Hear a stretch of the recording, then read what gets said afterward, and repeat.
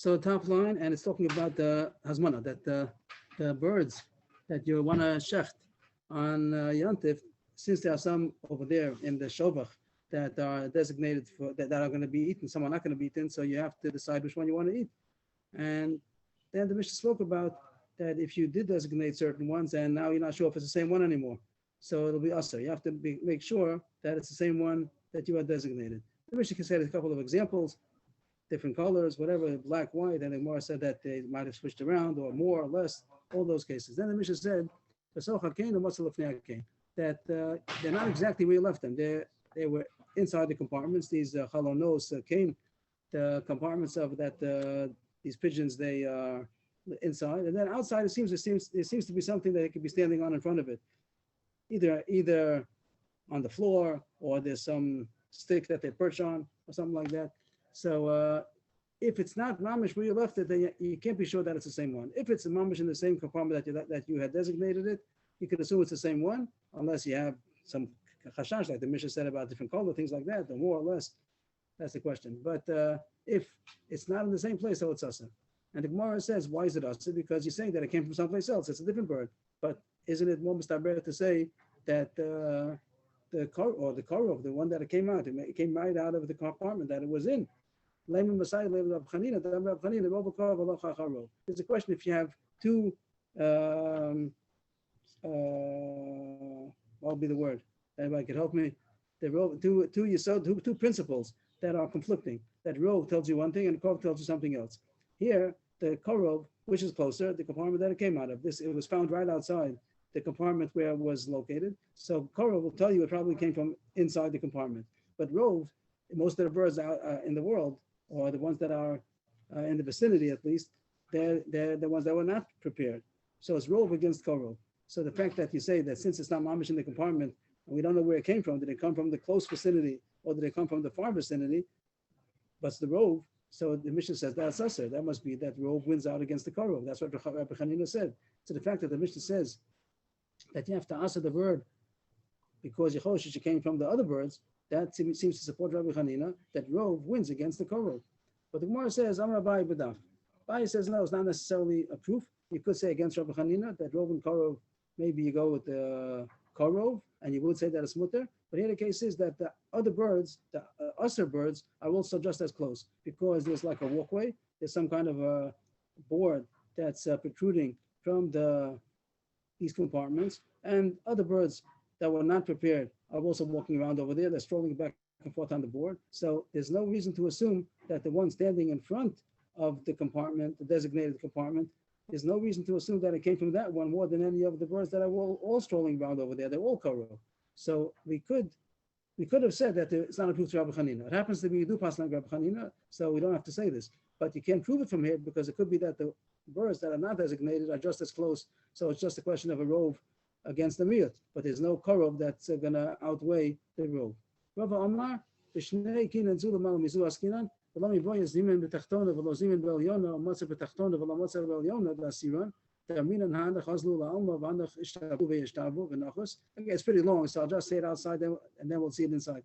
The answer is going to be, Rabbi says that you could say the case is that there's not the birds that are usher are not dafka far away.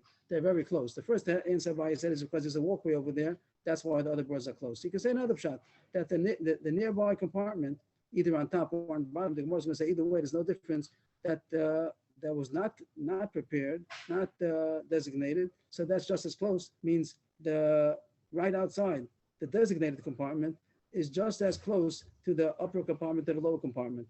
And those were not designated. So if we'd only have the birds that are coming from far away, or at least a few compartments away, so then you'd say rov and korov, and you'd say maybe that maybe the korov wins out, let's say. But the fact that the nearby compartment, right on top or right on bottom, was not designated, that's considered just as close as the one which is right behind, so to speak, the place where you found the bird. So let's see the more inside. Rabbi says, we're talking about two compartments that are on top of each other. And the way I was going to say in short is that it's just as easy for the bird to jump down as it is for it to jump up. So if the case, let's say with the first case, Lomi Boya, Zimin B'Tachton, Zimin Balyon. The one case would have been that he designated the bottom one and he didn't designate the top one. You have two compartments on top of each other, and the bottom one is designated to be the one he wants to eat on Yantif, the top one was not. And where did he found it? Matzah B'Tachton, Matzah Balyon. The word B'Tachton means he found it not in the compartment. If it's in the compartment, it's nothing to talk about. The whole subject is talking about the Fnei Akain, Matzah Lefnei Akain. He found it in front of the bottom one, in front of the designated one. And the compartment is, and the upper compartment is empty. So you don't know. It means one of these birds is not here. One of the original birds, one of them is not here. Either the one you designated is not here, or the one you designated is here, and one which is not designated flew away.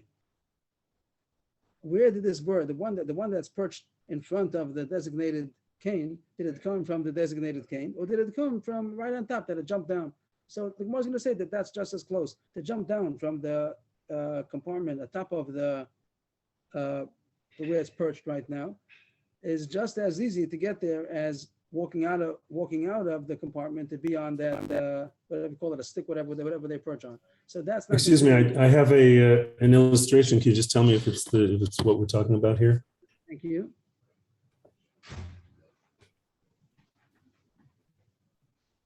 Now, obviously, there'd only be one bird, but the point is that it's just as easy for one to go up as it is for one to go down. This is an aerial view, really. This is, it's not a side view. This is an aerial view. We'll see it soon. Oh, this is not a side view? Okay. It's aerial view, yeah. Okay, sorry. No other pictures? Do you have anything else? No, I don't see any other pictures. Okay, would have been happy to have a diagram over here, but I hope that's clear. Two compartments, one on top of the other, and there's call it a stick, whatever they perch on, in front of the designated one. And the inside of the hawk where the birds are usually sleep inside, or it's outside? The whole thing is outside. You don't have inside. There's no inside. There's outside. Then you have compartments that they go into. And like all these cubbies over there, and you have a place to stand down outside. So the question is, if it's not inside the compartment that you designated it, so did it come from there? Or did it come from the other places? It's outside. So first, the Gemara considers that outside is pretty far away. I mean, relatively, it's going to be much further than just stepping out of the compartment. So we'll have rove against the korov. The korov will tell you the closest proximity came from that one you designated, but the rove will tell you, even though it's far away, it came from far away, that the rove, that's the Gemara looked at it. The Gemara's answer, we know that the one that's usher, that was not designated, is just as close. It was on the compartment, which is right on top, on the cubby, which is right on top, and to jump down, the Gemara doesn't seem that's not considered far away. To jump down is very easy. And now the Gemara is going to say the same thing, to jump up. If it would have been the designated one was on the upper compartment, and on the cubby below, that's the one where there's the undesignated one. To jump up also, the birds are just as easy to jump up as to jump down, to walk out of the compartment. They're all considered the same proximity, and therefore you don't see a proof to Rabbi Chanina. Just see the words inside. Lomi boya. It goes like this is an easier case. That means the Gemara is going to say it's easier to say that the bird jumps down than it is to jump up. But the Gemara is going to say that's also just as easy. Lomi boya zimin b'tachton v'lo zimin b'elyona. If he would have prepared the bottom compartment and not the top one, he says there's a bird in both compartments. The bottom one is designated, the top one is not designated to eat. He found in front, I'm putting in the word in front, that's the whole case over here, the Fnei Akain. He found a bird perched in front of the bottom one, which was designated, but he didn't find any bird in the top compartment. So what do we say? The Asiran. It's possible, it could be that it came from the undesignated bird. It's sitting here. The original one, which was designated, it went away. It's not here. It flew away, or it hopped away. And the one that was in the top compartment, which is the undesignated one, it lowered itself. It lowered itself, and it came down. So you have to be choshesh that it's usher, and it's both of them are just as korov. That's what the Gemara wants to say. That it's not that the one which was designated was closer. Ella, afilu, even if it's the opposite case, that zimin b'elyona v'lo zimin b'tachtona, he designated the upper one and he didn't designate the lower one. He found it perched outside the upper one, which is designated, and he didn't find any bird in the bottom one. So where did it come from? Did it come from the same level that it was designated, or did it hop up from the lower compartment? It could be. They also that the one which you designated maybe went away, and the one which you did not designate hopped up to be perched next to the compartment that you designated. So therefore, they're also usher. But all this, just to point out what we said in the beginning, this is just to say that it's not a proof from our Mishnah to Rabbi Chanina. But the Ma'aseh, we do pass like Rabbi Chanina, the rove of Korah, rove. That rove is a bigger likelihood.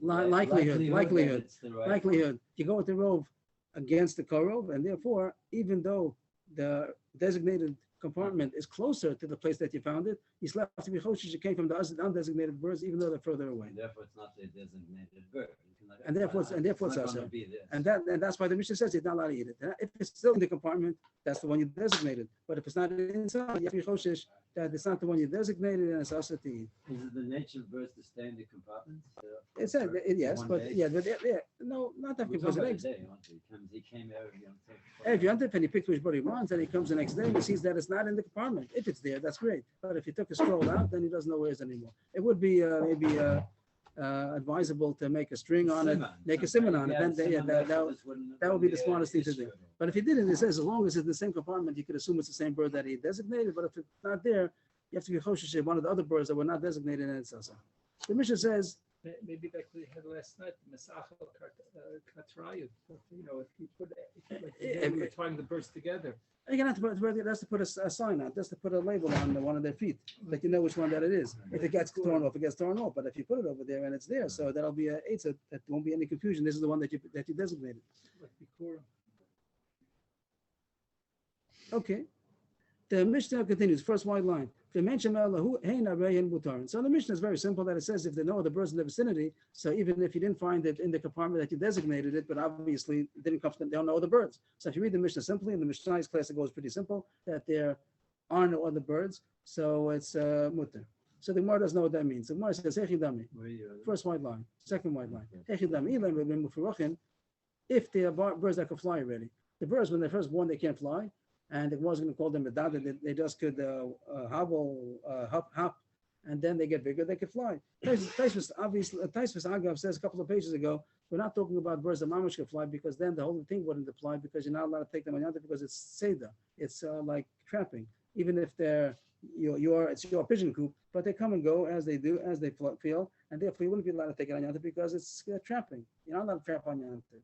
Even though you're allowed to walk on nefesh, you can't do everything. So these birds are not mamish flyers. But you must say that these mufurachan means that they started flying, they could fly a little bit. So the one is asking, what does it mean that there's no other birds in the vicinity? If it's already birds that could fly a bit, the original birds that you designated went away, and these birds came from someplace else. It means that, what do you mean they're not in the vicinity? There's no limit. They could come from far away also. Who says they're not flying birds? They can be flying birds. No, again, you can't take a flying bird, one that the mamish could fly. What do you mean? What do you mean to say? You look at the bird, you know if it can fly, the age that it can fly. So if it's mamish a bird that can fly, so then Taisva says before that you're not allowed to take it at all on Yontif because it's Seder. Even if it's the one you designated, it's not enough to designate it. You're not allowed to be told. A bird that's inactive. It has to be somewhat inactive. That it's not so. This whole issue of the pigeons is that they can't mamish fly. If not, if you want to. How do you get a non-flying bird to come in from outside? Oh, the pigeon coop, they have all kinds of ages over there. So you have the ages that are not yet flyers. Those are the ones you're allowed to take. You must be for Yontif. This is the one I want, and then Yontif you take your ladder and you climb up, you take it, then you check it, and that's the whole issue of the Kisi Adam. We have the whole issue over there. So here the Gemara says if it's a flyers, not mamish flyers, Taisva says in parentheses, not mamish a flyer, but it can fly a little. It says a slow flyer, so it's not called Seder. But you can't say there are no other birds here. These birds they could fly, so maybe it came from what you think is not right here. It came from a few blocks away with slow flights. So that's not called there are no other birds around. It must be that they're just birds that could hop. They're not able to fly yet. So then you see there are no other birds in the vicinity. So this for sure is the one that I designated. I had one bird, and this one I designated, no other birds. So could have got all the way over here. Right, because so the one said, but that's pshita. Ika came b'soch hamishmama the luye adadu. V'deleka came b'soch hamishmama pshita the mutar damamar okva achama kalamadad ein madad yosem b'chamishmama. The one talks about this is a famous Gemara that these small pigeons, when they're first born and they can't fly yet, the most that they're going to hobble and hop around is only with a range of 50 amos, which is about 25 meters. It doesn't go further than that. So the Gemara is saying that's true. We know the facts that it doesn't hobble so much. So, but the Mishnah wouldn't have to say if there are no other birds here, surely it's mutter. Of course, there are no other birds, it's surely mutter. There's no possibility that the birds came from someplace else. Sounds like it's a really small bird with not a lot of meat on it. Right, it's true. And it's true that nowadays you don't get, and it's true that the pigeons, we don't eat pigeons. We don't eat pigeons nowadays. Why not? It's very cheap. You can have a pigeon coop on your roof and you have supper every night for free. Why don't we do it? Because there's very little meat, and I heard that it isn't so delicious either. That's how I heard from people. I don't know if they're right, but they say. Excuse me, parkeet is not a pigeon. What is parkeet? It is a parrot, as far as we know, and they're not kosher. Parakeet? No. A parrot? I don't think a parrot is kosher. How come we have it at the weddings? Baby chicken, baby chicken. That's a regular chicken. Just that it just means that it's a young chicken, young tender Purdue. That with a gimel. I see. It's not a pargeet. It's with a gimel. I think so. Thank you. And it's a regular chicken. That's that it's very young, so it's more expensive or tender. But here we're talking about pigeons, and Taka people don't eat pigeons today because it's not such a good meat. And in those days, could be also that there wasn't the regular thing to do, but the people who couldn't afford it, so they had pigeons, and the Mishnah is telling you how to have your suda for yantif by the pigeons that might be muksa. And that's also A pargitz, what I understand is what you buy in the takeaways, like the chicken without the bones. It's like a filleted chicken. They call it a pargitz. Okay, everyone agrees that it's chicken, so it's not the subject of what kind of bird. It's a regular chicken. And also he's talking about pigeons. And the question was, we just would like to welcome Alex Goldman to the Chabura, and just arrived 3 weeks ago. Toshav Chadash, just Alech Chadash, and it should have much aslacha and yishuv tov. Maybe afterwards, if you want to speak to everybody, we'll give you the floor. Okay. So that was the question about the people who don't eat pigeons nowadays. They're very little meat. It sounds like, especially the little ones over here, they're not even flyers. And that's true, it seems. People got whatever they probably have to take a couple of them if they wanted to, because they're all for free. But anyway, the Gemara says over here that the medada, that if they are hoppers, so then, of course, if nothing's in the vicinity, we know that they can't hop so much. So why is it a chiddush that it's mutter? Of course, if the bird that you designated is here, and they know the birds within the vicinity, so it's mutter. What's the chiddush? But Ma'ukra says that it doesn't go more than 50 amos. The Gemara answers, now comes Leib Yaakov's picture. We have it in our Gemara also. I'll show it right away. La'olam dika kain b'soch hamisha mama or chagon the kain over karen zavis. Ma'uda tema adeduye adadu kamash malon kalecha de medada v'ader chazi lekine medada v'ilo lo medada. So Rashi gives a picture. I'll just scroll it up to get the Rashi's picture. Here it is. This is what you were showing us, Yaakov, right? Correct? That there's around the aerial view, and the point is to say that the other cane is around the corner. It's another way of saying in English, around the corner. Karen Zavis means that the bird, if it's true that it's a young bird and it can't go more than 50 amas, the two kinim are within 50 amas, but it's around the corner. And the Gemara is saying a chiddush. Besides these young birds, that they don't go more than 50 amas physically, please sit down. Please have a. But the other point is to say that they don't go further than they can see home. They only feel secure if they can see home. So he's not going to go around the corner, even if it's going to be less than 50 amas. This bird is not going to hobble around the corner. So if in your cane, nothing's in the vicinity on your side of town, on your side of the block, so then there's no chash that the bird hobbled around the corner. Does it make sense? They can fly. We're talking about medada. We're talking about birds that are just hobbling. That's ground level, even though We're looking at the aerial view. We're looking down. But on the ground. Looking on top. We're looking down. But on the ground, not in the air. It's not like it's not extending from a building. Right. Huh? They No, because I was thinking it's on a porch. Like so they're hobbling. Okay, they're hobbling over here. They hop, and they can't go more than 50 amas. And even within the 50 amas, they're not going to go around the corner. Looks like a coop on the ground. Yeah, good. And they're walking. Right, and they keep looking back. Do I see home? If I see home, I'll go. If not, I'm not going to turn the corner. So if you have your coop on one side of the house and there's nothing in the vicinity of your side, and even if there is something around the corner, they're not going to hobble around the corner because they're not going to feel secure. That's the chiddush of the Gemara, that these goes on low. These young birds, they're not going to hobble more than 50 amas, and that goes without saying. But they're not going to even hobble within 50 amas if they can't see back home. So therefore, if you have your bird that you designated, and there is no other bird undesignated within the vicinity, you're allowed to assume that it's the same bird because there are no other birds over here. Okay, It can't travel more than 50 kilometers. that's the famous Gemara, that even one step more. Well, not even one step more. I didn't ask. Next Mishnah. On Yom Tov, what he designated.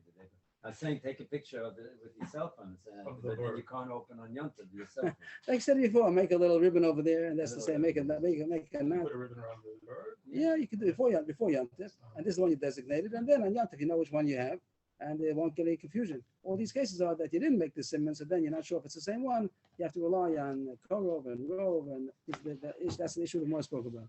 Next Mishnah, If you designate one, can you only more than one? only the one you designated. Only Only you can You designate. designate them all? Yeah, if you really are serious, you can't say if you really don't mean to shech then No, all if of you them. really designate them all, and then you're like, later on the day, you're like, I'm just not that hungry.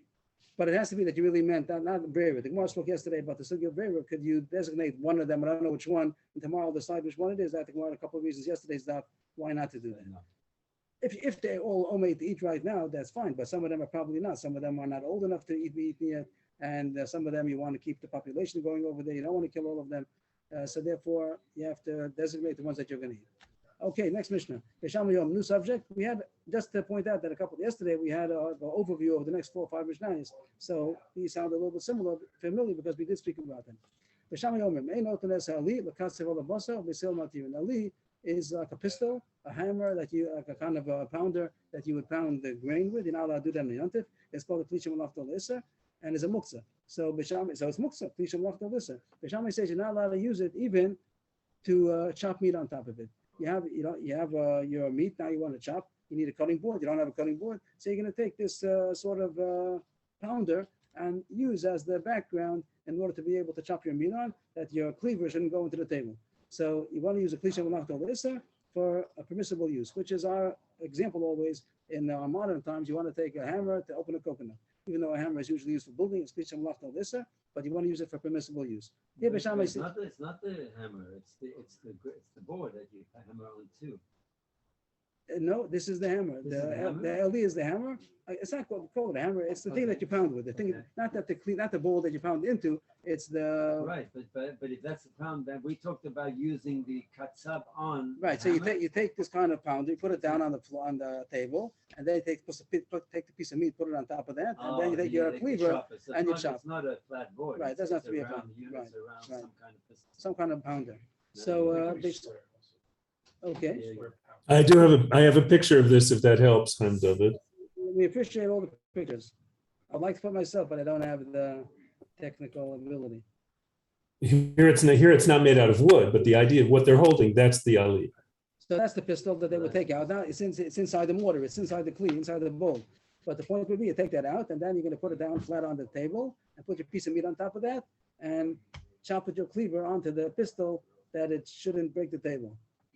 That's the But general idea. You will break the piston, it doesn't matter. I guess not. Okay, or it doesn't look so. This is a fancy one. Looks like a really nice one.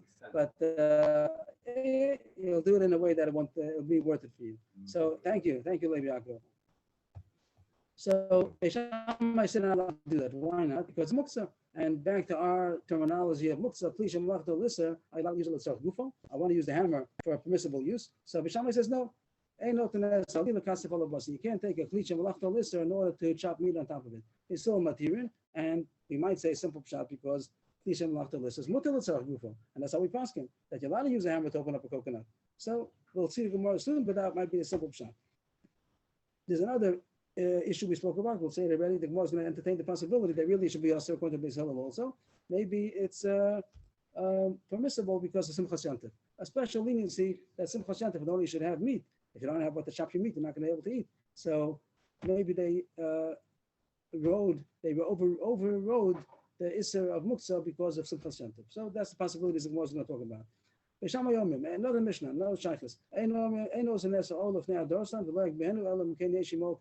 not allowed to put the skins. So now after you shechted and you took the meat, but there's a loss that the skin is going to go to waste. It's going to spoil. In the weekday, right away, you would put it into salt, whatever you have to do in order to preserve it. But now that it's yantif, you're not allowed to do that. So is there anything you can do to save the skins? So Beis Shammai says, no, you can't put it before those that are going to trample on it. You like to put it in the street or in a place where animals are going to pass by or people are going to pass by, and the trampling on it will somewhat preserve it. So you're not allowed to do that. And also, don't even pick it up. It's muktzah. If there's a kazayis, at least a kazayis of meat that's still connected to the skin, so it's not muktzah because the meat is there. But if there's no meat at all, so then you're not allowed to pick up the skin, not only to put it in front of those that are going to trample on it, not even to pick it up because it's muktzah. They still are material. They still those that stand, those that stomp on it, those that trod on it, those that trample on it. They're probably not doing it for the purpose. They're not doing it in order to save it. They just want to walk. But you put it in a place where people are going to walk around, and it'll get trampled on a bit, and it'll be preserved until after Yontif, we'll be able to then salt it. So Beis Shammai says you may, not Beis Hillel says you may. And it seems both things, that you're allowed to put it in front of those that are going to trample it. And also you don't have to be worried about picking it up. If it doesn't have a kazayis pasa, even if it has no meat, you're allowed to pick it up. And the Gemara again is going to discuss, is it because Simchas Shantif overrides? What's Simchas Shantif over here? We'll see the Gemara that it's not Simchas Shantif to have the skin, but Simchas Shantif might be a deterrent. It might be a deterrent to Simchas Shantif. If he's not going to be able to save the skin, he might be hesitant to shecht in the first place, because if he's going to shecht, he'll have the meat, but then the hides are going to go to waste. So he'll say, it's okay, we'll have some potatoes instead of having meat. And we don't want him to do that. We want him to have meat. So therefore, maybe we took the consideration of Simchas Shantif in order to let him save the skins in some way, which is only Yisur Rabbanan, in order that a Simchas Shantif he should have the meat. He shouldn't hesitate to shecht because of the loss of the skins. We'll do it in a way that he can save the skins. So I just remember the Balabatim who receive the skins from the guests. you're talking. It happens to be On true, Yom- but on Yom Tov. that has nothing to do with Yontif. That has to do whenever you go to visit somebody. Whenever you go to visit somebody, it says you should. The derech eretz is to leave the skins for the balabais. But it's not if you're not paying for your stay. He does the guest that's getting a free room or board, whatever. So then leave the derech eretz is to leave the skins. But that's not the point over here. The point here is not a guest dafka. He shechted his own and he wants to save the skin. So. Even if he wants to give it to the balabais, he wants to be able to show his gratitude. So he wants to save the skin, and if he's not going to be able to, it might be a big loss, and he might not shech, and there will be no meat for Yontif. So maybe they permitted this Isser Rabbanan of some kind of preparation of the skin or muktzah in order that he should be able to shech. He shouldn't hesitate to shech. The Gemara is going to discuss if that's the reason why it's mutter, or is it mutter because it's not muktzah in the first place, because the hides also were designated for use as a mat, and that's what they used to do. After they shechted, they would take the mat, the hide as is, and put it on the floor and sit on it. So that's another reason why might not be muktzah according to this law. The Gemara is going to discuss all these possibilities. So we had two mishnahs just now. One was about using the pistol in order to butcher the meat on, and the other, it still says you're allowed to. And the second one was about picking up and putting the skin in a place where it's going to be trampled on in order to preserve it. They still again says that you're allowed to. Tana, we learned in the Brayso of Shavan Shem Katzav Alavasa Shasol Taltlo. Even Beis Hillel only says it's mutter because you're doing something with it. You're going to chop the meat on it. But if you're not, then surely it's also because it's Klisham Lachto Lissa that you're not allowed to use. Only if there's a reason to use it. But if there's no reason to use it, maybe also has to be a reason for Yontif. But if there's no reason, then it's also it's a Klisham Lachto Lissa. You're not allowed to move it. It's muktzah, like a hammer. Amr Abaye, New Gemara. Machlokis Eli. The machlokis is like we said. The Mishnah says Eli. Eli means this pistol that the Klisham Lachto Lissa. The Tavra Garmi, but by the word Tavra Garmi literally means to break bones. Tavra is to break, like Shever, and Garmi is bones. So it means you have a regular cutting board. That's what it's designated for. Right, the tough in Aramaic, the shin in Hebrew changes to a tough in Aramaic. So Shavar would be Tava. So Tavra Garmi, but by something which is designated to chop bones on top of it, it's not a Klisham Lachta, it's a Klisham Lachta Leheta. Then you're allowed to move it around because it's not muktzah. It's miyuchat for Klisham Lachta Leheta. It's designated for a permissible use, so it's not muktzah. Pshita goes without saying. The Mishnah says so. Eli Tanan. What's the consideration at all? We'll see 2 lines. You might think that even though the Mishnah says that Eli is usher, maybe also even a cutting board is also usher. You might think that Beis Shammai is extreme the other way. Beis Shammai is going to be machmer even on the cutting board.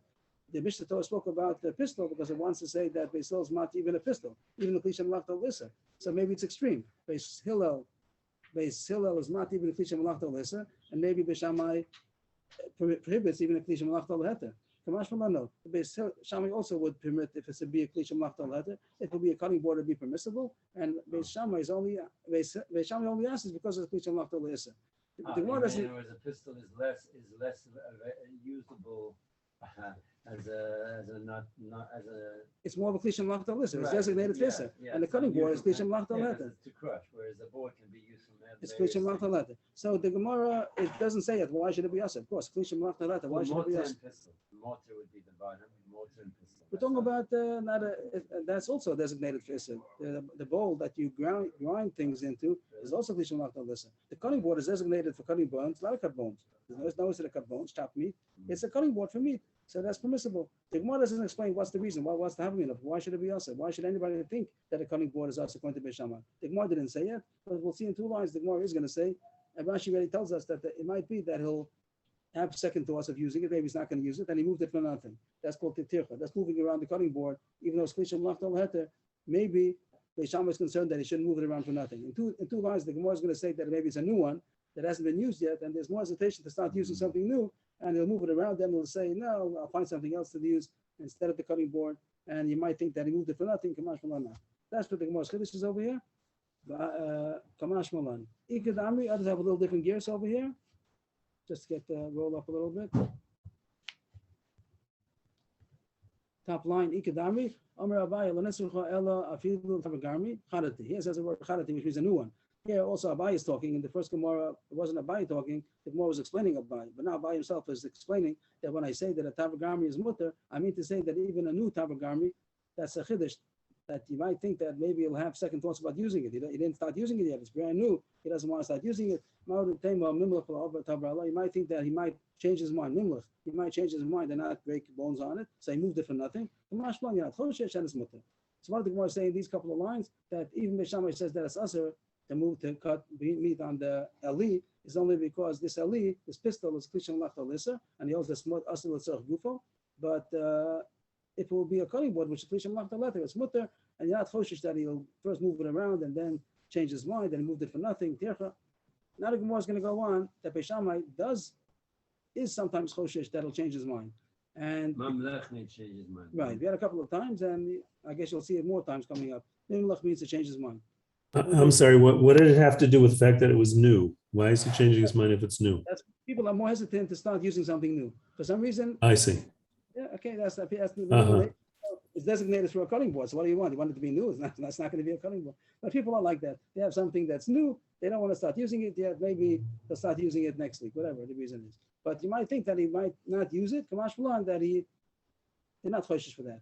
And now the Gemara is going to open up this issue. Is that true? That Beis Shammai is not choshish for changing your mind? We're going to see some halachas that Beis Shammai is choshish, he'll change his mind, and he did something for no reason, and Beis Shammai is concerned, and Tircha of Yom Tov, and we don't hold to this, but we're going now in Beis Shammai's mindset. So it's just it would be in such a case just miss of tiltul because he's not using it obviously. Right? Yeah, but it wouldn't even be tilted because it's really a klishim lachta l'heter, and even that's a chiddush that he shouldn't move it around for nothing. It comes out a big chiddush. The Gemara would be concerned with moving around the klishim lachta l'heter, and the Gemara would think maybe you should be concerned with that. Kamash Malan, he's not choshesh for changing his mind. The Gemara is a kasha. I'll show you places Beis Shammai is choshesh, he'll change his mind. Or Beis Shammai lo chayshel lamluchei. Beis Shammai is not worried that a person will change his mind. I'll show you cases where he is worried.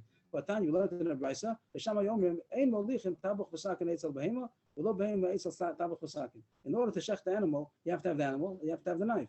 Of course, you have to have the shochid also. But what if the knife and the animal are not in the same place? And you have to go through Rishus Harabim in order to get them together. Either the shochid has to bring the knife to the animal, or you have to bring the animal to the shochid with the knife. So Beis Shammai says you're not allowed to, even though for Ochel Nefesh you should be allowed to do that. You're allowed to shech, you're allowed to carry. So what's the problem? Because he might change your mind. So if he changes his mind, it means that he carried the knife or the animal. We're talking about carrying an animal, like it's a small animal that you pick up and carry. If it walks next to you, there's no problem of carrying. But is it worth all these words the molichin? Ein molichin tabuch v'sakin esel. To lead or to Right, to bring. Mhm. You can't bring the. Now, of course, you don't bring the butcher. The tabuch you don't bring the butcher. But they say it goes together. The butcher and the knife. The butcher and the knife go together. Don't bring the butcher and the knife. Means the butcher carrying the knife to the animal, to the Rishus Harabim. What's wrong with the knife? You're carrying the knife through the Rosh Hashanah. And also not the animal. Don't carry the animal to bring it to the butcher with the knife, because it doesn't say why, but the reason is because you might change your mind and not shecht at the end. If you don't shecht, so then you carry for nothing. Misham is concerned, you might change your mind. So the Gemara is asking, you see, he is choshesh to change your mind. Change your mind. Yes. To change your mind. It'll be on this page many times. You're allowed to carry if you need to, but here it might be for naught, because he didn't use that. Very specific. That According to Beis Shammai. Beis Hillel Molichin says that you may, because you're not choshesh, he'll change his mind. Now he's doing it permissible, and he plans to shecht it. You're not choshesh, he'll change his mind. Another machlok is similar. Beis Shammai Yomrim en Molichin Tavlin Umador Feisel Meducha, V'lo Meducha Eitzel Tavlin Umador. This is mamish the picture Rabbi Yaakov showed us. The Moduch and the Meducha is the pistol and the mortar. The Moduch is the pistol, the hammer, and the pounder, and the Meducha is the bowl.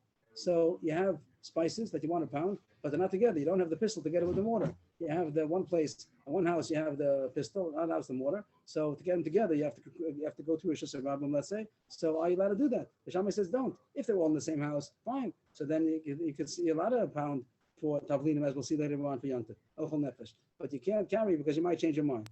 So Excuse me, why did we call them Medoch and Eli before? I don't know. Maybe the other one before was to do in order for grain, to pound grain, like grits, groats, and this is. But legitimate question. Maybe that's the answer. Sounds like the other one was stronger and then not able to deal with. Maybe a bigger one, yeah. Maybe a bigger one that you could chop the meat on, some kind of big thing. Right. But anyway, the Gemara says that according to Shammai, you can't bring one to the other. Why? Because you might change your mind, then not use it, and you carry it for nothing. You could. You could. It's not choshesh, you're going to change your mind. Anyway, what do you see in these two cases about the knife with the animal or the more than the pistol? Beis Shammai says that choshesh, he's going to change his mind. How come before we said Beis Shammai is not choshesh, that by the cutting board he might change his mind? You're going to bring the cutting board, and then maybe it's not going to decide not to use it. The one says no comparison. What's the comparison? Let's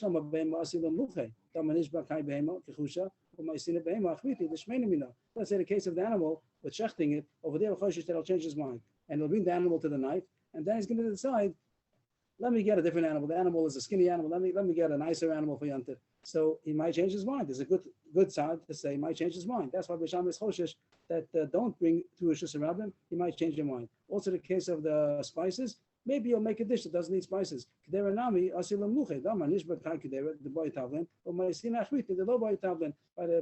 dish also, the pot of food, he might change his mind, and he might change his mind and say, let me leave this kind of dish that needs spices, and I'll make a dish that does not need spices. So he went to the tercha bringing the pistol to the mortar, and at the end he didn't need it at all. So Beis Shammai choshesh will change his mind. But over here, by the cutting board, is he going to change his mind? The animal's already shechted. You think he's going to change his mind and not break the bones on top of this cutting board? The real kind, but once he shechted it, sure it's going to be broken. He's not going to leave the animal that was shechted and let it go to waste. So there's no chash here. Beis Shammai is not choshesh. He's going to change his mind. What did the Gemara say so far in this Mishnah? That the first point was that if once he used the eli, once he used it to chop the meat on it, so then it's also to move it, because according to Beis Hillel also, is also only for its permissible use. And the second point was that Beis Shammai is moda, it will be a cutting board that's a kli shemlach tovat, if it is permissible, and not choshesh will change his mind, and he carried it for nothing. And the chiddush is, even though you find other places Beis Shammai is choshesh will change his mind, that's only because there's a legitimate chash. He'll change his mind. He won't decide on a different animal, or he might decide he doesn't need tavlinim, spices. But over here, once he shechted the animal, for sure he has to cut it up. So there's no chash will change his mind. The next Gemara goes back to the hides. The Mishnah said that according to Beis Shammai, you can't put the hides in a place where it's going to be trampled on, and you can't even pick it up because it's muksa. Tana, the Brisa says, there is a eitzah you could do to get the hides a bit preserved, and that is that you want to salt the meat. The meat is the part that you can eat. That you're allowed to put salt on. You have to kasher it. You're allowed to salt it. So it's not. I'm sorry, I said the word kashering. I take it back. Not kashering. You want to put some salt onto the meat, and the Gemara is going to say not for kashering. Kashering is a lot of salt. When you kasher something, it's a lot of salt, and that you're not allowed to do on top of the hides because it's too much salt, and it looks like you're really salting the skins. He really wants to. He would like to salt the meat on top of the hides in order that the hides should get preserved. That you're not allowed to do because it's a lot of salt, and it really looks like you're preserving the hides. Ma'abed. Right, that's one of the malachos that you're not allowed to do on it's not ochel nefesh. But if you're just putting a little bit, Mark calls it putting salt for tzli. Tzli means when you roast meat, you don't have to kasher it. Kasher is only when you want to cook the meat. But to roast it and you let the blood drip down, so then it's not necessary to kasher it. But the derech is to put a Roast little. on the spit, on fire. Yes, on a fire. And then you don't have to kasher it. But Rashi says still to put a little bit salt. And I think in your day they told me that it says yes to put a little bit salt when you're kashering by roasting. It is Oh, by roasting? he has to put a not dafkin off the No, name it's a salt. little bit of salt. Yeah. So Taisa says you don't need it at all. They're explaining it for taste. Rashi seems to say that maybe you should put a little bit salt, and I think the minhag is yes to put a little bit salt. But the point is a little bit salt, not a lot of salt. So if you want to put a little bit salt on the meat, and you want to take the opportunity to put it on top of the hides, to salt it on top of the hides in order that the hide should get some salt also. And that'll preserve it a little bit until Matzayant, until to be able to do the real preservation job. So Tana, B'Shav and Shemochan Allah Basalosli, that you're allowed to salt on the hides meat that's only going to be roasted. Since it's only a little bit salt, so it's okay. If some of the salt goes onto the hides, it's okay. The Gemara says, Amar Abai Lo Shana Rabba Litzli, I will look there alone. Like we just said, the sleep. If you're only putting a salt that you need for roasting, which is very little, then you're allowed to do it. But if you're going to put it like there means that you want to cook the meat. To cook the meat, you mamish have to salt it in order to what we call kashering. And then there's a lot of salt. Then you're not allowed to do it on top of the hides because that's really working out the hides. The Gemara says, yeah, that's what we just said. What's a Bais Chiddush? The Brisa said, let's sleep. The Brisa said the word let's sleep. So what is Abaya telling us only for sleep? That's what the Brisa says. Pshita, let's sleep now. That's what it says. The Gemara says you might think even a little bit more than sleep. Let's sleep. Ain kibera. Also asa. Rashi says, what? Where does he care about the skin? He is mechaven.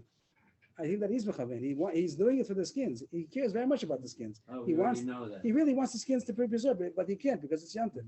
But if he could do something that could get the skins preserved, he'd be very happy. If he puts a lot of salt, because it could be a subsequation. And what time don't do it. And I think that his kavanah is he does really want it. He's really very happy that it should get salted. It's not stam that hides happen to be there. He put the meat onto the hide in order that the hide should get salted. So a little bit. Hitching a ride on kashrus. Right. So a little bit you're allowed to do it. There's a little bit salt, but there's a lot of salt that you usually do in order to kasher, The meat for cooking. That's a lot of meat, a lot of salt. Then it's us. And the Gemara says, the Chiddush is, even though it says so, you might think sleek ain't kadeh. Rashi says that it's not. Rashi seems to say that it means you're putting more salt than usual. Of course, if it's mamish, but you need to kasher it surely, so that's what Bryce says already. But you might think that also don't put a lot of salt, more than tzli.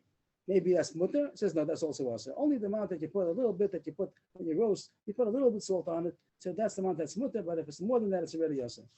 Now the Gemara talks about the next subject about salting the fats. It means besides the skins, you also have the fats, and also you like to preserve them. They're also going to get rotten in the sun till you wait till Matzah Yom Tov. So are you allowed to salt the fats? Again, he's concerned. He's not going to eat them. His concern is that it shouldn't go to waste. And again, maybe we're concerned that if he's not going to be able to save the fats, he's going to say, I'll eat potatoes and vegetables. I'm not going to have meat because if I'm going to make the meat, then I'm going to have to waste this halovim. So that's the next point. We talk about salting the fats. obviously kosher fats, not chayim. Oh, no, it's not. Why you say that? I don't know, because you have problems with chayim. No, He's not going to eat it. He's not going to eat it. He's going to make soap out of it after Yom Tov. But he doesn't want it to go spoiled. He doesn't want it to get spoiled now. I know people had use with fat. Because you live in the modern society, we don't have anything. We get everything in the package and the frozen, and we don't see the fats. But in the companies, they don't throw it. It doesn't go in the garbage. I think nothing of the animals go into the garbage. I think nothing goes in the garbage. Everything goes to some factory. So everything's used over there. They don't on a Even for, animal animal food. food. Yeah. They chopped out everything. I think is used nowadays. All the parts, all the organs we don't use, they don't throw in the garbage, as far as I know. But anyway, the Gemara continues. You're not allowed to salt the fats. You're not allowed to even turn them over. I think the point is that you want to air it out. It also would help to preserve it. So it's also like muktzah. Muktzah, you're not allowed to do anything with it. Don't do anything. But Yeshua did have some permission over here. He said that you could spread them out, that it should have aired out. There should be wind under them on top of sticks. So this way you have to elevate them in order that if you put it on the floor, so it'll get hot, it has no air, and it'll get spoiled. So you're allowed to elevate it on top of sticks, and that way it'll get aired out and it'll keep somewhat until the night. So that's the heter of Yeshua. So Tanakam says you're not allowed to do anything. If Yeshua says a heter of putting it on top of sticks in order to get it airy and it'll be somewhat preserved. Amra Abatana, Allah Yeshua. This version says that your halacha is like a Yeshua that you are allowed to do that, permissible. You may.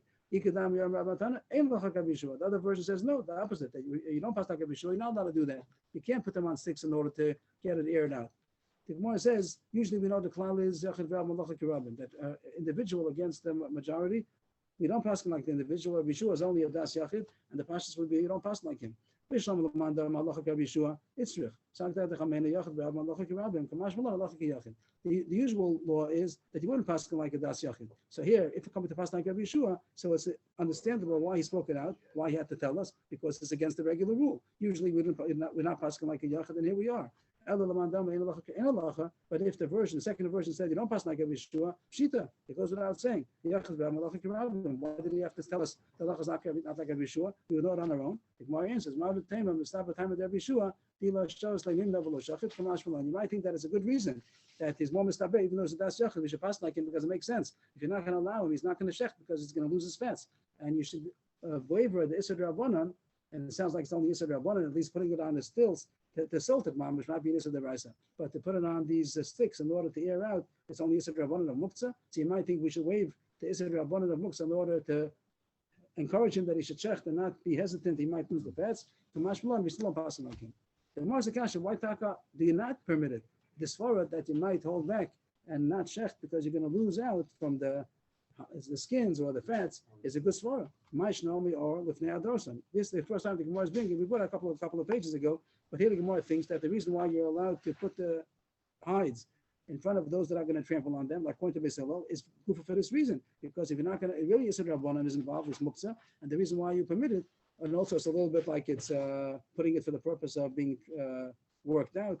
But the reason why it's mutter is because if you're not going to allow him, he's not going to shech because he's going to lose his hides. So the same way you permit him to do that is a drabanan in order that he shouldn't hesitate to shech. So also permit him to do some drabanan in order to save the fats, in order that he shouldn't hesitate from shechting. That's the Gemara's kasha. Amud Beis. The Gemara says the top line. 1 second, please. Darson, isn't Darson too much closer to Abed as opposed to putting on Yiseidos? You're out of Ahmed Beis. 1 second, please. What's your question, please? Isn't there a big difference between Nesnal Ali Gabi Yiseidos as opposed to Darson? Darson is so much closer to. And even that's what they're so. On the contrary, they just make the question stronger. That if they still even want to that, so Kalvachom should be wanted to put it on top of the sticks. The Gemara answers, over there, it's not such a big isser. In the first place, to put the skins, first of all, to pick it up, even though it has no k'zayis basar, and to put it down in front of a place where people are going to walk on it, it doesn't look so bad. It's usable to sit on. We said that sometimes they would take the hide, use it as a mat, and people don't realize that you're putting, it's true, it's going to be in a place people are going to step on it, but it's not noticeable that you're doing it in order to preserve the hides. People don't see it. They don't see it. Took it, you put it down like a mat, people sit on it, some people step on it, and then people get up, and everyone's stepping on it, but they're not doing it for the purpose of working it out. So nobody sees that we did any heter for the purpose of preserving the skins. But It's raw skins. Right? Yeah. People don't put raw skins on the floor. You're talking about modern times. You have to go back a couple hundred years, and then I think not 100 years probably is enough. And people put this, they shechted every day, and they put the skins on the floor, and they walked around them, they sat on them. We're very different. We have carpets and whatnot. So the Gemara says. The Gemara says, but my time was showed the here is a big concern because when you put these fats onto the sticks, it's not like you're just doing an agav. That's obviously you're doing something in order to preserve this fats. So if we're gonna see that the Rabban permitted in order that the fat shouldn't get spoiled, he's gonna say what's the difference of spreading them out or salt them. Might as well salt it already also, and that's for Sholios. That's at the Raisa. So therefore, there's more reason to be cautious over here because it's closer to making a mistake and think he's allowed to preserve it. The next Gemara continues more about salting. Now we'll go to salting the meat. We spoke about salting the skins and salting the fats. Now how about the meat? The meat is surely mutter because that's local nefesh.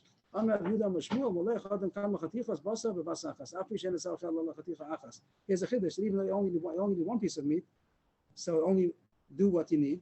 But if you're able to salt many pieces of meat in one shot, so it's only a tircha. Could be that this is only called ibud b'rabbanan. The fact that you're salting meat, that the rice is no issue to salt meat. because you don't preserve it. It's not considered ibud. It's not like you're working them out. It's not like you're tanning anything. But it's only rabbanan. You're not allowed to salt the meat because you might come to salt the hides also.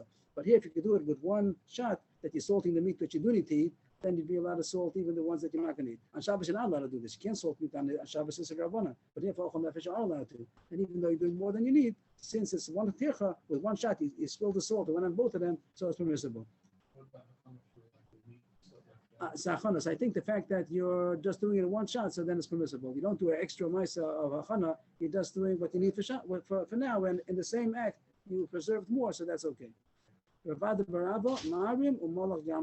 also another have to call it harama. Harama means that you do some kind of a loophole that it looks like it's mutter and really you have a kavanah. What's the case over here? He salts one piece of meat, and then he decides, I want the other piece of meat. So then you got to salt the second piece of meat. Whatever you want to eat, you're allowed to do. So here, you know the is going to do this, but it's called harama and only Yisad Rabbanan. So you're allowed to do a loophole in the Yisad Rabbanan. So what does he do? He salts one piece of meat, and then he says, I'd rather have the second piece of meat. So then he salts the second piece of meat. And then he said, I'd rather have the third piece of meat. And then he salts the third piece of meat. He has to eat one of them at the end. But even though it's a harama, but harama and Yisad Rabbanan is mutter, so you're allowed to do that also. So that was all about salting or working out the hides and the fats and the skins. At the end of the Gemara comes out that by the hides it says that it's mutter. Beisil says that it's mutter, and not to work it out, but to put it in a place where it's going to get stepped on. It's only Yisad Rabbanan. Either they're matter it for one of two reasons: either because of Simchas Yantif that he shouldn't hesitate from shechting because he's going to lose his hides, or that it's a chazil mizgal that it's not muktzah in the first place because people use it as a mat. So two choices over there. As far as the fats, it's aser, and it might even be. It might be an Issa Deraisa, I'm not sure. Maybe it's Issa Deraisa, I'm not sure. Or it could be it's Issa Deraisa. And then salting the fats. It's also, and as far as airing it out, so the more seem to come out that it's Asr also. And even though we do have the consideration that he shouldn't hesitate to shech because he's going to lose the hides, but as far as the fats, we don't want to be matter because it's too obvious that he's doing it for the purpose of the hides. And he might come to say, I'm allowed to salt it also. And shaken by the hides, people think that he's just using it. They don't see so much that he's doing it for the purpose of preserving the hides. And the last case was the meat. You show you allowed to salt whatever you need to eat, but there are two eitzes that you could do others. Also, doing it in one shot. You throw the salt and it comes on many pieces of meat. They're all permissible. And the other cases, you do harama. That first you do one, and then you decide, I want to eat a different piece of meat. You're allowed to do that one also. And the first one is going to be preserved, and you're not going to eat it. The next Mishnah, which also we had mentioned of yesterday, in passing, so we said yesterday, some kinds of closets, a closet of some sort, that like in our room that we had, and you had some kind of a shutter, a door that was removable, and when you wanted to close up shop, you would close it up, you would connect it to the closet and close up shop, and when you wanted to open up shop, you would take it off, and some kind of a showcase board that you would Have in the shut. like having the shirt, they do the same thing. It's a garage thing. But the garage, no, but here it's a kind of thing that you also put the schora on. It's like the table that they put on top in front of the store that they put the schora on. Attaching the doors. Okay, I'm not familiar. I can't talk about it because I don't know what it is. I don't want to say yes or no because I don't know what they're referring to. But maybe show me one time. So, what do you say right here? The Arameans have it. so Bashama says over here that you're not allowed to take it off. The issue is going to be because binyan is still b'kelim. It's like kind of a binyan. If you put it onto the closet, so you're building. If you take it off, you're demolishing. You're taking it apart. But still says it's mutter not only to open up the shop by taking the door off, even allowed to close the shop also and put the door back on. And the Gemara is going to again discuss is the issue going to be because Simchas Yantif, there's some Yisad Rabbanan over here of building. Maybe there is a consideration of Yisad Rabbanan. Maybe we're going to override Yisad Rabbanan because he shouldn't hesitate to open up a shop. You're allowed to buy from him. Of course, you have to do it in a permissible way. No money, of course, but people would buy the Jewish store owner. He would sell whatever they need, the spices, whatever the Gemara talks about, and they would come to pay after Yantif, whatever the heter would be. But we do want to encourage him to open up shop. So if he's not going to be able to close up shop, he's not going to open up shop. So Bisl says you're even allowed to put the doors back to close it in order that he should open in the first place. That's going to be one school of thought. The other school of thought might be that there's no Yisad Rabbanan in the first place because and it's mutter without any special heter. The Gemara is going to talk about this. First of all, what does it mean? What's the translation? My trisen. Usually tris means a shield. Tris with Neapharonis. Ama'ula trisei chanuyis. It means these shutters that go by the stores, and he's doing it in order to open up the store and then to close the store. Ama'ula. And there are three cases we find that they permitted the end because of the beginning, which is as far we said the whole time that if you're not going to allow him to do something at the end, he's not going to shecht in the beginning. You have to take away the hesitation in order that he should be able to have a simchas yontif. So this is going to be the case we spoke about. Two out of three cases we spoke here. Eluhain, all of Ne'adorsan, the three sechanuyas. So the case we just spoke about in the previous Mishnah, that the skin that you let him put it in front of the hides, you let him put in front of those that are going to trample it. Really, we wouldn't be matirit only because this is Rabbanan at least muksa and maybe is this Rabbanan of working it out. But we were matirit because if you're not going to be matirit, this is a Rabbanan, then he's not going to shecht and he's going to lose out on simchas yontif. So we allowed sofan mishum tchilas, and we allow him at the end that he should put the skins in a place where it'll get worked out in order that originally he should shecht it. Also, we allow him to put the shutters back on the closet, to close it up again. We're really not interested in it. Why should we do that? Because if we're not going to let him, then he's going to not open up shop in the first place. He's not going to leave his shop open and won't be able to close up shop. Everything's going to get stolen. So if we're not going to allow him to return it, he's not going to take it off in the first place. And we do want to encourage him that he should be able to sell his goods to people for yontif. They need spices, whatever they need. And then another case is chazaras r'tiyav mikdash. This is some kind of a bandage that he has on his hand in the base of the mikdash, a kohen, and he has to do the avoda, and it's a chatzitza. He's not going to be able to do the avoda. Usually, you're not allowed to return a bandage back on Shabbos, and here it says that you're allowed to put it back on because if we're not going to let him put it back on, he's not going to take it off. There's no reason to take it off, but if he's not allowed to put it back on, he's not going to take it off to do the avoda because he's not going to be able to put it back on again. So we allowed him. This is Rabbanan putting on the bandage in order that he shouldn't hesitate to taking it off in order to do the avoda. That was three cases. It's also to do with Yes, so he'll say get a different coin. I'm not available. I have a wound, and I'm not going to take off the bandage, and the rest of the day is going to get infected. So find somebody else. So we tell them, don't worry, take it off, do that vote, and then put it on again. Even though it's this. And the rachava, the rachava is not part of that. Is not part of that case. I didn't say. I think I'm up to that word. Adkan is the three cases. Ula said three cases. Now rachava is another amora. Excuse me, well, these three is basically the Rabbanans. You're not going to you're not matter the Raisa because of this svara Mishum Tchilas. Only make a Rabbanan. It's a Rabbanan, and we waived it's a Rabbanan in order that he shouldn't hesitate something that's going to be at the end. In order that he shouldn't have hesitated about something, so we permit him at the end in order that he should do it in the beginning. That was three cases of Ula. The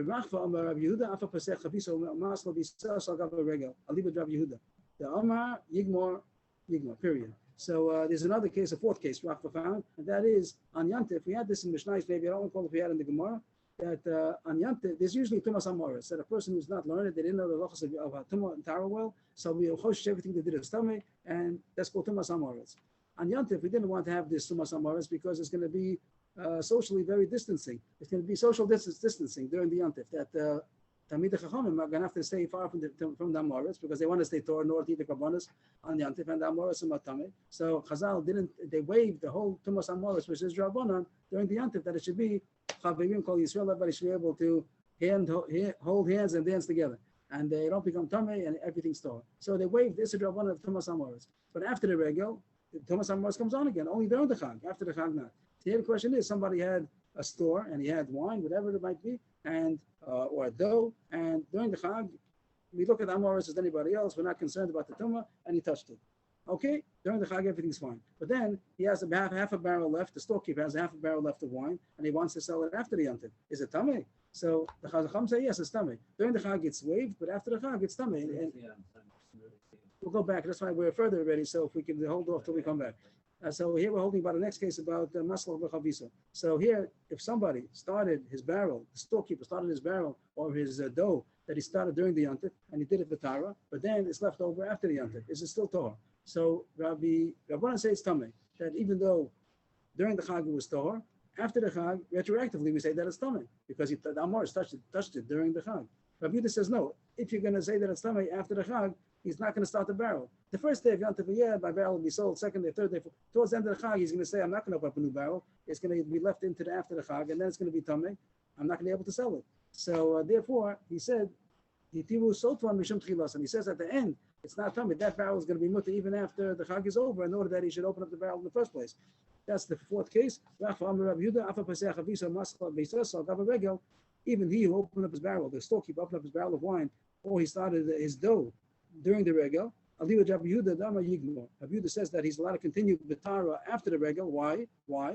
because we allowed him after the regel to continue considering it Tahor in order that during the regel, he should be happy to open up his barrel.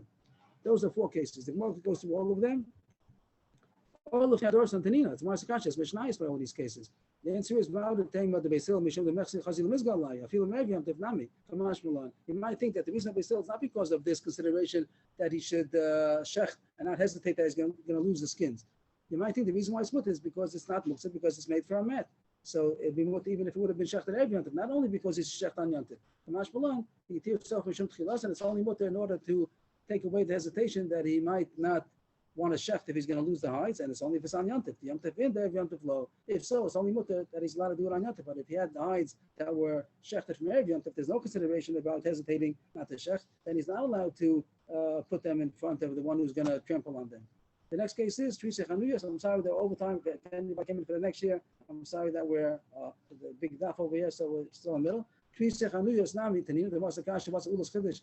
Trisei Chanuyos is on Mishnah that it says they still matir and not lahachzir. So you see, the hachzir is only going to be mutter. You don't need it now. The only reason why we matir is because he shouldn't hesitate to open up a shop if he's going to know that he's not going to be able to close up shop. So as he tears himself from Mishum Tchilasan. The Gemara says no. You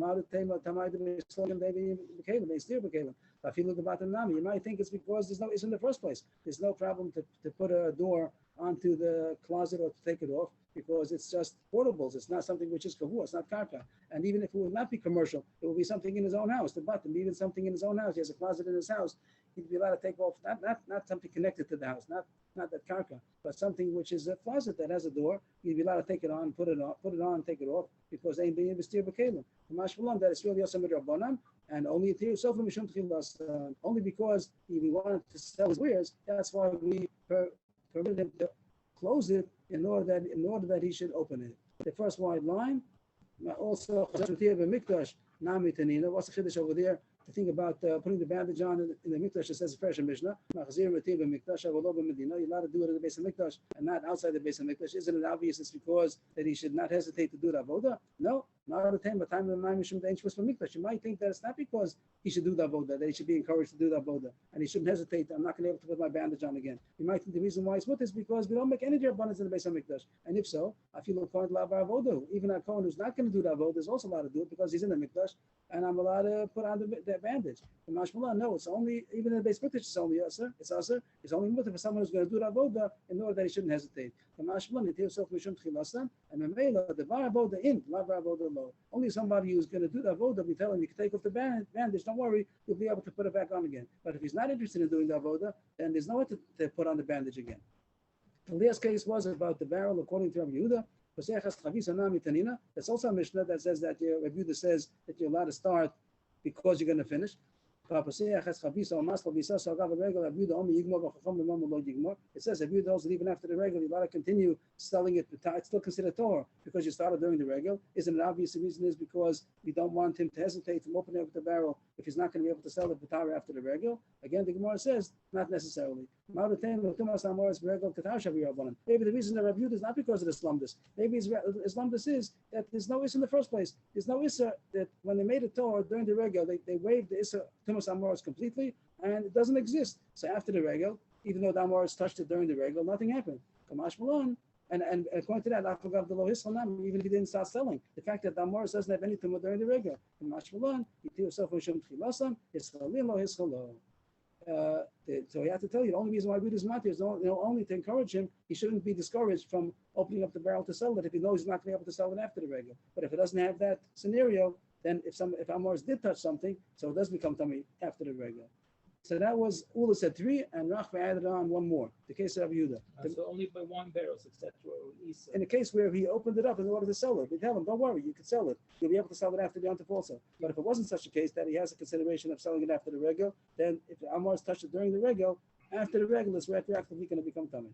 The Gemara Kasha, Ula said 3 other cases, and Rachva added on the 4th one. Why did Ula not say the 4th one? Ula not my time, Omaha. Why didn't he say the last case also as a case of the Tirsa Fushim Tchilasan? The answer is we put the Lokamari. You don't want to get involved because according to the Chachamim, the Allah is not true that after the regular it is Tamei. He's only saying Allah is that everybody agrees to. universally accepted. But the case of Rabbi Yehuda is not universal because only Rabbi Yehuda also. Rabbanan say that it is coming after the Rega. The Gemara asks, Hanachanami plukta ninu. The case of Beishamai is also another case about the Olaf Nea Dorson and Chanuya. So Beishamai says that's also. Beishamai Makam Beisil Leina Mishnah. That's not considered an opinion. Even Beishamai is like considered deleted. We don't consider Beishamai as an opinion as a machlokis. So therefore, he did say those halachas. But in the case of Rabbanan and Rabbi Yehuda, he didn't say halach which only goes according to Rabbi Yehuda.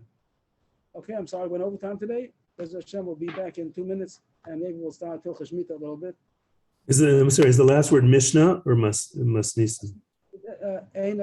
No, Mishnah is the last word. Then the next one was Thank you. Lo Kiyaitana.